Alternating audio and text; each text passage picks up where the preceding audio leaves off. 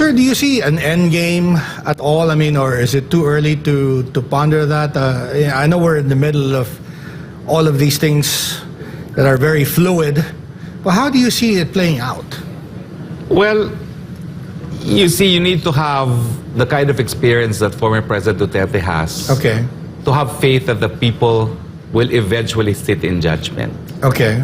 What's important now is if the president wants to be viewed as the real leader in this country, he needs to stand by what he has said. Okay. That he will not cooperate with the ICC no matter what, despite the fact that we know that the presidential cousin has defied him many, many times on very important issues, including on charter change and the PIRMA mode, no, as it is being implemented. Otherwise, the people will once again exercise their sovereign rights and decide on many important issues affecting the country, including whether or not the president, former President Duterte, should stand trial at The Hague. Okay. Now, the president is one thing, or the former president is one thing, but his allies is another. Are they mobilizing? I mean, we're talking about your plans for 2025 or 2028. Are you thinking about that because of maybe in relation to what's going on now? I mean, are you thinking about going back into politics? Well, I was once a congressman, and I can't understand how the speaker has been able to get away with everything that he has done so far. Okay. Of course, the culture in Congress is that the speaker is God, but with certain limitations. He is not higher than the president. And it seems to me that the congressmen have accepted the fact that the speaker can defy the president. I'm in fact appealing to my former colleagues in Congress. No? Think again if you think the speaker has the ear of the president because he has been rebuffed. But perhaps what has been keeping them from making a decision to change the leadership in the House is precisely despite the fact that the speaker has openly defied the president, there have been no consequences. So if the president wants to show the people that he is in command, he will change the leadership in the House because in the first place, there's no speaker in this country that has been chosen as speaker without endorsement of the president. But that is the beginning. In fact, I think the political tension will continue to rise until the president decides to do away with the presidential cousin as speaker. Do you think that will happen at all, or do you think that's wishful thinking at this point? Because he is family after all, as I say, blood is thicker than water. If the survival of his administration will depend on whether or not the speaker should stay in office, I would say he should decide to let him That's go. a pretty heavy statement to make. I mean, are we really at that point where we're talking about the survival of the administration, or are we talking about a few bumps here that we can assign to maybe, say, politics as usual? It started as a petty dispute between the speaker and the vice president because the vice president referred to him as tambaluslos. Yeah. Now it is a fight between the speaker, the vice president, and the entire Senate. Then it will be a fight between the speaker, the vice president, the Senate, and the former president of the republic.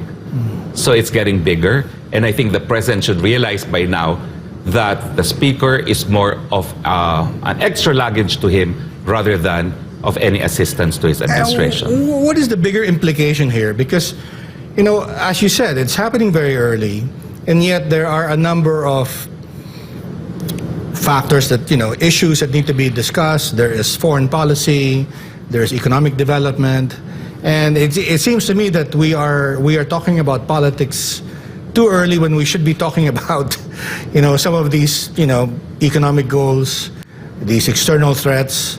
Do you think these will be set aside because of the intensity of the political discourse that's, as you said, happening very early? Well, in the first place, this political discourse should not have happened this early, precisely. Right, right. So I would suggest that you direct your question to the speaker himself.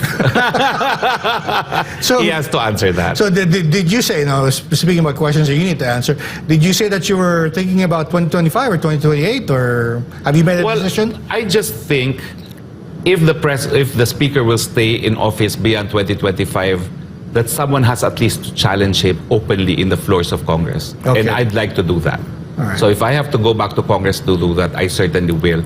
But I'm hoping that there would not be a necessity for it, because meanwhile, I'm hoping that the president will realize he really is extra luggage. Is this something that you're hearing from the other people around the former president, that they're also maybe, just like you, thinking about maybe stepping up and, entering the, elected office to do something because, like you, they're not happy with what they're seeing?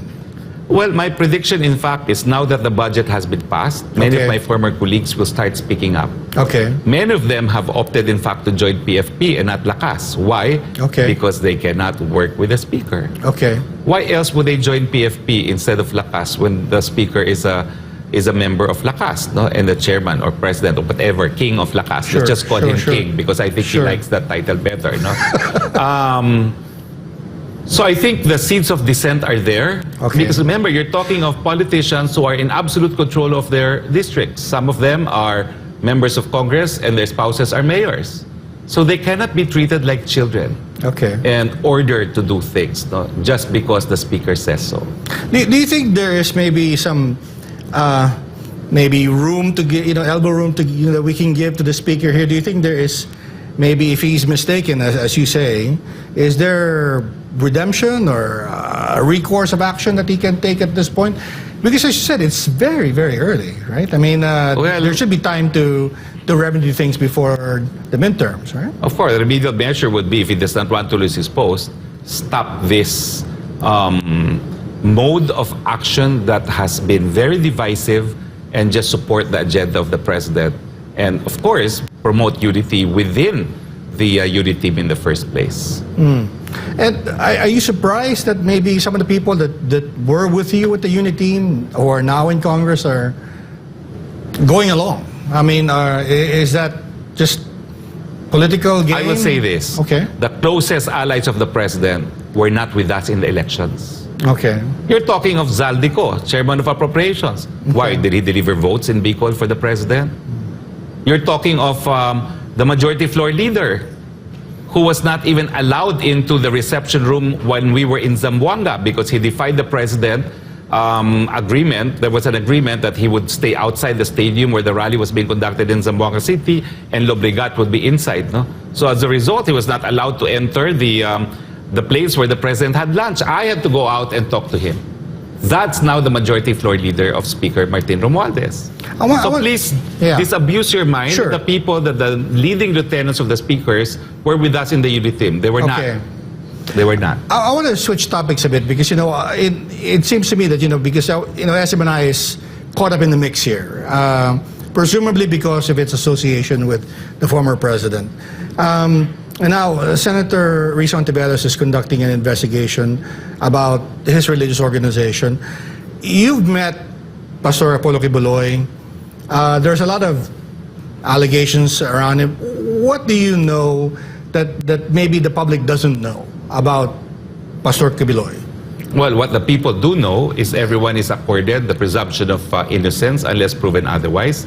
And all the allegations made by the witnesses of Senator Ontiveros should be ventilated in court because obviously the Senate has no power to declare anyone guilty of for violating any crime. Yeah. No, what I mean is let me refine it this way because, I had a chance to interview Pastor Kibuloy a couple of times. And one of the very first questions I asked him, is it true that you tell people that you're God? And he says, no, I mean, I'm just an ordinary guy like you and, you and everybody else. And, but that is a side of that I would not have known had I not had a chance to talk to him. But I was wondering if you had similar realizations about what his personality is, what his character. All I can say is if I had his build, he wouldn't have to rape anyone. Boy, he's fit.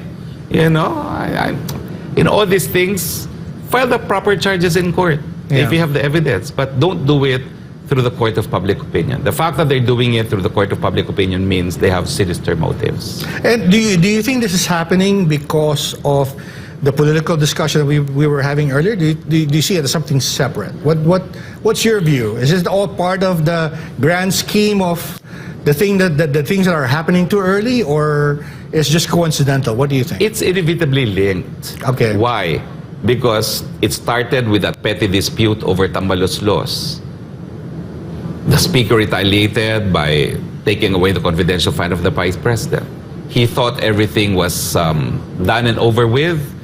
The Vice President openly snubbed him during the arrival honors for the President after he came from APEC.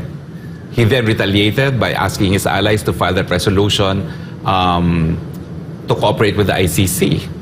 Now, the President, of course, the former President, spoke up in SMNI, calling Congress the most corrupt institution.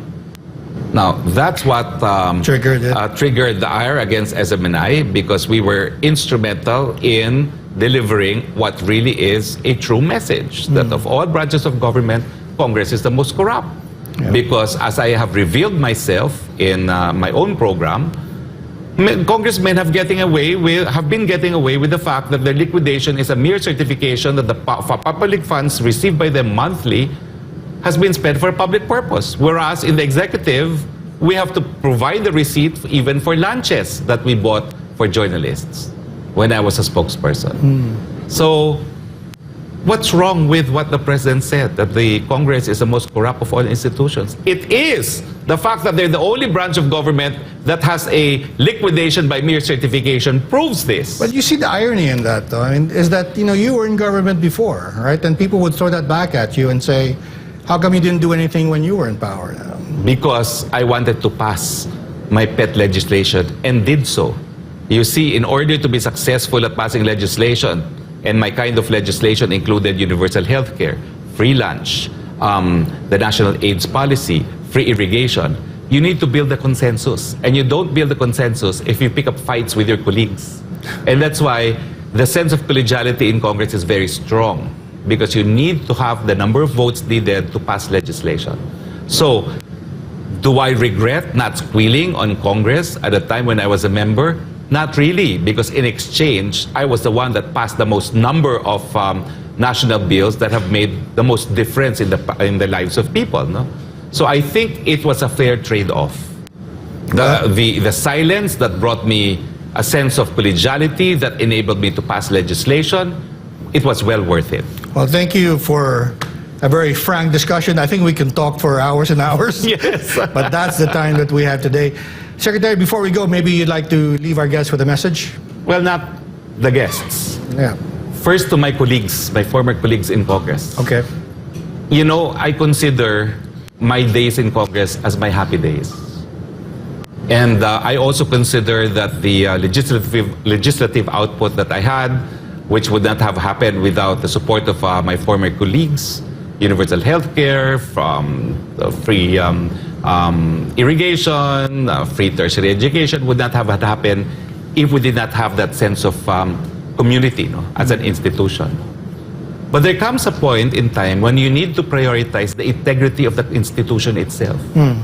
Congress now is looked down upon as the worst of all of our institutions, and the survey says so. So I appeal first and foremost to my former colleagues, save the institution. It's time to change the leadership in the House. Then I appeal to the candidate for president whom I campaigned for, President Bongbong Marcos. I do not know why, Mr. President, you allow your cousin to defy you. But the only way to assure the Filipino people that you're in charge is to let the Speaker know you're in charge. It's time to consider changing who your Speaker shall be.